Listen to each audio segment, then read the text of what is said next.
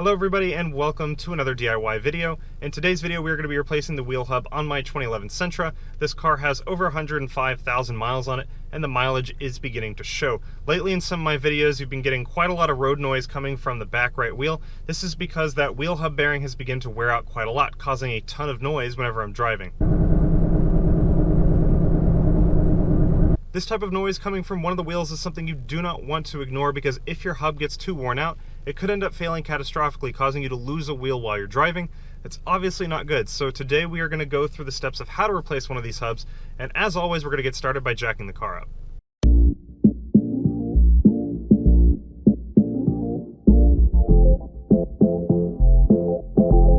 So with the parking brake off, I can show you guys the sound that we're trying to fix here.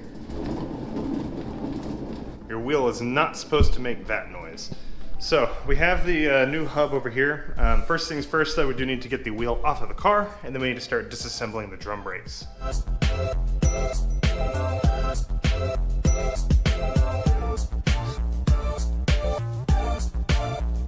So with the wheel off the car, here is the drum brake that we're going to have to disassemble. For this we have to remove this front cover here that sits on the outside of the drum brakes. You want to make sure that your parking brake is not set. And depending on how old the car is, it might be easy to remove this drum brake, it might not, it just kind of depends. I have never removed it before, so it's probably going to be pretty stuck on there. You can sometimes hit it with a mallet, like on all four corners, and that'll loosen it up a bit so you can pull it off. Or you may end up having to use some screws here to try and pull them out. You can see that there's these little screw holes where you can actually thread screws into to help push this cover apart. But we'll see what we can do with it.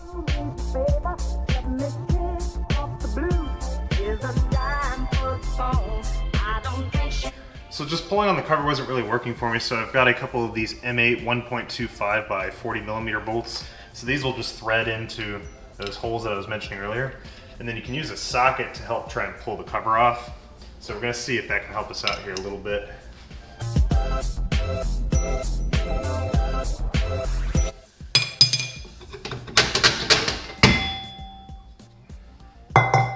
So this is what those drum brakes look like with the front cover removed. You can kind of see the inner workings of everything. They work a little bit differently than regular like disc brakes, in case you're not familiar with them. There's not a center rotor that has two pads that squeezes on it. Instead you have these two shoes that sit on either side, right here and right here.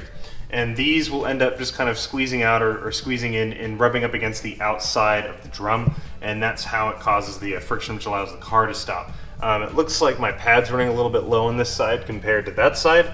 So at some point I'll end up having to come back and replace this, but that's not what I'm looking at for today. Today we're just trying to replace this center hub here. So now we have pretty easy access to it. You might be able to see two of the bolts here. There's another two on the other side, and all the bolt heads are going to be accessible on the back over here, if you can kind of see that. So we're going to have to take those four off, and for that we'll end up using, if I can find it here, the 18 millimeter socket. So we'll go and take all four of those off, then we should be able to pull the entire hub out. Oh, and one other thing before I forget, we do also have to remove this ABS sensor, which sits down here in the middle of the hub. You can see that there. There's a 10 millimeter bolt that holds the bottom of that in place. So you need to remove that first, and then you can remove the ABS sensor, and then we'll get to those kind of four other bolts that sit on the outside of the hub. Once you unbolt the ABS sensor, you'll want to make sure you set it somewhere out of the way where it won't get dirty or damaged as you're undoing everything else. For those four 18 millimeter bolts holding the hub on, you may want to use a breaker bar because they can be on there pretty tight. I was able to fit a 18-inch breaker bar here behind the drum brake and was able to undo them that way. So now we have the two hubs side by side. This is the old one that we just pulled out. I have over 105,000 miles on it. This was the original one that came on the car. And you can really hear the difference between this one, where you can sort of hear some of the bearings moving around, versus this one, which is much quieter but also a lot tighter because it hasn't been broken in yet. But we'll go ahead and get the new one reinstalled on the car, and then just reverse the steps we took to get this one off. Alright, so we'll go ahead and install the new hub now, and for those of you that didn't take note, you'll want this notch to be facing down with the hole for the ABS sensor facing upward. And then you're just going to line all of the bolt holes back up together, and then slide the new hub back into place. And then go ahead and put a couple bolts in there to hold it.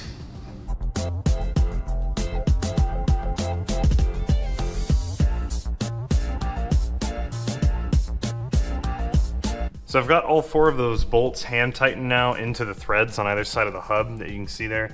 You don't want to tighten one of them down all the way, otherwise it could misalign the hub a little bit. It might make it difficult to get a couple of the other bolts in, because these bolts are a little bit tricky to get aligned properly. But now that I've got all 4 of them threaded in, we'll go ahead and take the socket wrench and we'll get them fully tightened.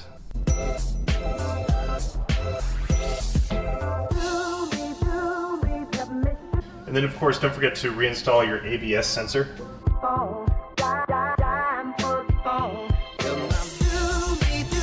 Then we'll reinstall the actual drums and brakes.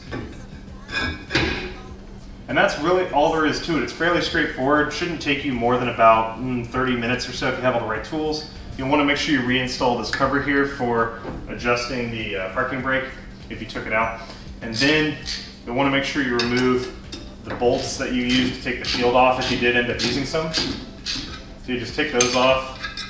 And the shield is going to be pretty loose, but you don't have to be worried about that. It's going to be held in place once you retighten the wheel back on.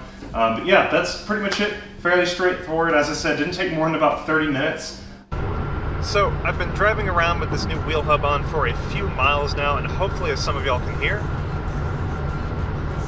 the noise does appear to be fixed. I mean, I do have some road noise left from the tires, obviously, but it's much quieter than before I'd replaced the hub. There's no more drone coming from that back right wheel. The problem seems to be fixed now. For those of you, again, that are looking to pick up a new hub, I will leave a link to the exact hub that I installed on my car so that you guys can pick it up in case you're looking to do the exact same repair. And that is it for this video, guys. If you found it helpful, make sure to give it a thumbs up. And if you want to subscribe for more DIY videos, you can hit that little button down below. I'll see y'all in the next one. Later.